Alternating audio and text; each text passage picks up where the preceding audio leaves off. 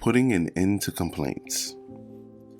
Today I would like to talk about introspection. Introspection means to discover one's mistakes and to reform them. I believe that nowadays the most important shortcoming in people is that they do not introspect.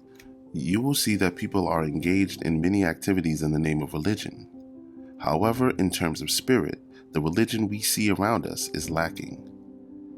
I believe that the shock we have received in the past few days requires that we introspect ourselves and try to discover our shortcomings and mistakes. According to a hadith, one must begin with oneself. I began with myself. There is a person who lives outside Delhi against whom I had complaints since a very long time regarding a matter. The nature of complaints is such that if you make it a subject of argument, it would never come to an end. You would say something and the other person would say another thing. You have to put an end to complaints on a unilateral basis. I had developed complaints with that person but decided to end it unilaterally, irrespective of whose mistake it was. From my side, I have put an end to all complaints.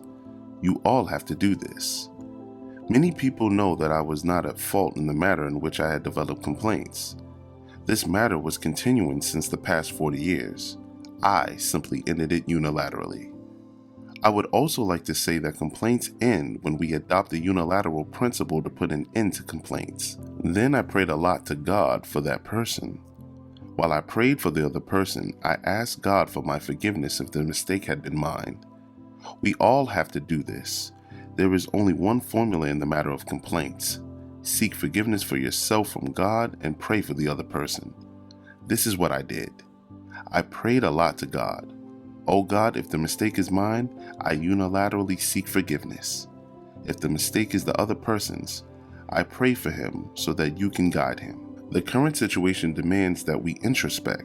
We should try to find out our mistakes. This was the way of the companions of the Prophet. They used to try to find out their own faults. They would not find faults in others and speak ill of them. Rather, they would find their own mistakes and seek forgiveness from God.